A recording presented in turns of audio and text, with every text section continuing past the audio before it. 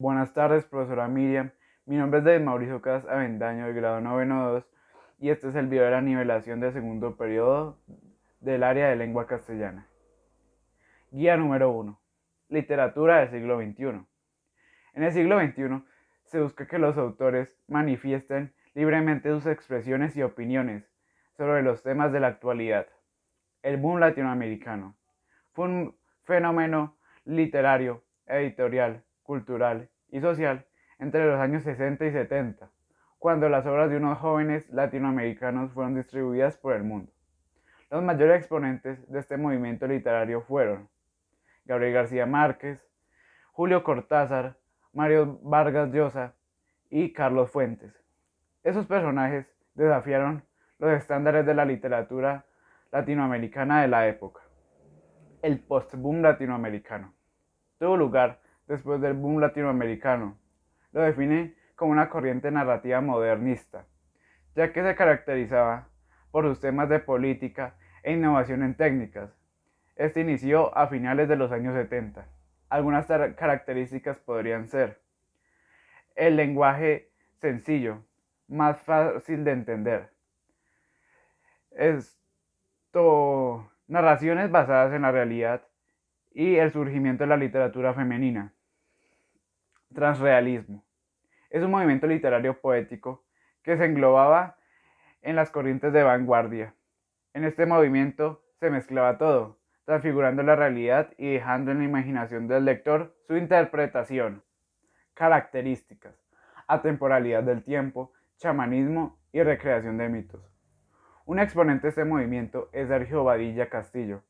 Algunas de sus obras más importantes, entre sus obras más importantes se destacan Más abajo de mi rama, La morada de los signos y Cantonírico. Generación Carac. Es un movimiento literario narrativo a finales del siglo XX, en ruptura con el post-boom latinoamericano. Algunas de sus características son: esta literatura tiene una mayor complejidad formal, estructural y cultural. No especifica ni espacio ni tiempo. Experimentación lingüística. Uno de los mayores exponentes de la generación crack es Ignacio Padilla. Sus obras que destacan son Los papeles del dragón típico, Las tormentas del mar embotelladas y Par un tornillo. Los poetas del 5. Es un movimiento literario, poético latinoamericano, en el cual se buscaba difundir trabajo poético de escritores latinoamericanos, hecho con la idea de dar a conocer la literatura de nuestros países. Características: es publicar a escritores jóvenes, emergentes, y generar una red literaria a través de actividades para incentivar a los jóvenes en una orientación hacia la literatura y las artes visuales. Una de sus mayores representantes es Gladys Mendía. Algunas de sus obras son El faquir confinado, Fuera del alcance de la memoria, El vigilante, Generación mutante. Es la literatura colombiana que sobresale gracias a los distintos premios otorgados a escritores. Estuvo en su momento máximo de esplendor en 2009, cuando los colombianos obtuvieron numerosos galardones. En esta generación se demuestra que en Colombia hay gente que escribe y publica. Aquí se toman temas capitales, demostrando la falta de Estado que tenemos. Escritores que obtuvieron premios: William Ospina, Evelio Rosero Dingo, Juan Manuel Roca y Ángela Becerra. Características: ampliación de nuestra capacidad moral. La estructura normal del cuento y la novela se modifica. Se entiende que sin imaginación literaria no es posible conmoverse ante el mal. Uno de sus mayores exponentes es William Ospina, con obras como Ursúa, El país de la canela y La serpiente sin ojos. Guía número 2. El texto argumentativo. Tiene como objetivo expresar opiniones para persuadir a un receptor. El autor busca dar su idea y convencer al lector de esta. La argumentación se mezcla con la exposición. La argumentación da su opinión y la exposición la sustenta. Con esto se busca defender la tesis. Tipos de textos argumentativos. Textos científicos. Se basa en hechos y datos. Textos filosóficos. Buscan convencer a la posición planteada que es la mejor y la más confiable. Ensayo. Explora, analiza, interpreta o evalúa un tema. Textos periodísticos. Informa, opina o analiza un tema que es importante para los ciudadanos. Columna de opinión. Es un artículo de prensa que ofrece el punto de vista del autor sobre un tema actual. Estructura de un texto argumentativo. Introducción. Es el primer párrafo donde va el tema y se intenta llamar la atención del receptor. Tesis. Es la idea que se busca debatir. Argumento. Son las razones con las que se sustenta la tesis. Y conclusión. Es la parte final del texto argumentativo, donde se resumen los argumentos y se ordenan para convencerlos finalmente. Tipos de texto argumentativo. No existe una clasificación exacta de los distintos tipos de textos argumentativos, pero sí es importante su clasificación.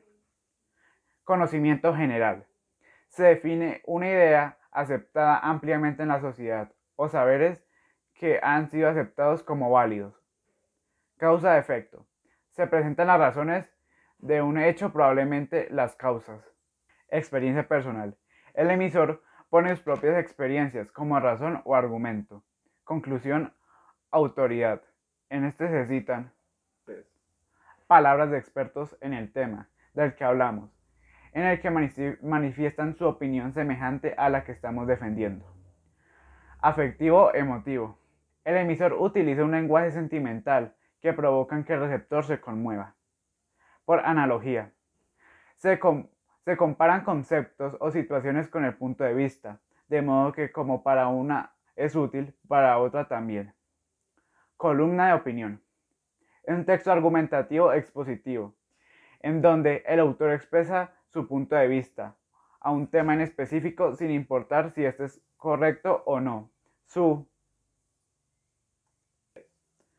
objetivo es convencer al lector de que el punto de vista es válido, para lo que el escritor debe sustentar muy bien sus argumentos, aunque la forma de desarrollarlo es libre. Características. Lugar fijo. Siempre está en el mismo periódico, en la misma página y con el mismo tipo de letra. Periodicidad. Hay columnas diarias, semanales y mensuales. Autoría. Va acompañada de la firma y la fotografía del autor. Se escribe en primera persona. Se dicen experiencias personales o simplemente el punto de vista. Temas habituales. Se hablan de temas del día a día. Y para concluir, voy a decir un ejemplo de una columna de opinión sobre un tema que me parece muy importante. El maltrato animal. La situación de los animales en Colombia es grave. Hay maltrato, abandono, complicidad, negligencia y sobre todo falta de autoridad. Tanto es en el caso de los animales domésticos como de los animales salvajes y que están en vía de extinción. Las aberraciones que se cometen en contra de estos animales reproductiva, sobre exposición a ambientes nocivos y mutilaciones, además de tráfico en el caso de los animales no domésticos. Algunos pensamos ingenuamente que la triste situación de los animales cambiaría, que tendríamos herramientas para que los perros, gatos, loros, etcétera, etcétera, etcétera, pudieran vivir con dignidad y sin sufrimiento. Pensé por un momento que la promulgación de la Ley 1774 del 2016 iba a convertirse en un instrumento de defensa de los animales y de protección para las personas que se atreven a denunciar estos casos. Pero no, otra vez nos quedamos en la parte legal del asunto y ya. Cuestión que, como en otros casos, no es suficiente para arreglar el problema. Los ciudadanos logramos aprender que no hay que conducir ebrios gracias a las multas que nos ponen. Pero también esto debería ser igual que los animales.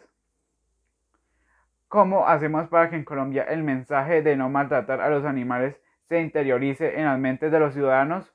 ¿Cómo hacer que los verdugos de los animales paren sus conductas nocivas aplicando la ley y aplicándola con autoridad y sanciones verdaderas? Tenemos que parar de crear leyes que solo sirven para estar en el papel y mostrar la voluntad política a nivel internacional de proteger a los más indefensos. Hay que aprender que el vacío administrativo y policivo no la llena un elemento jurídico. La herramienta legislativa no es poderosa o efectiva por sí sola. Necesita ruedas para andar, o sea, la rama ejecutiva y judicial. Es por esto que me gustaría hacer un llamado al ministro de Ambiente, las corporaciones autónomas regionales y a las unidades ambientales y a la policía a invertir recursos humanos y económicos en campañas pro bienestar animal, para que lleven a cada municipio, corregimiento y vereda de que a los animales domésticos o no, no se les maltrata, no se les tortura y mucho menos se les asesina.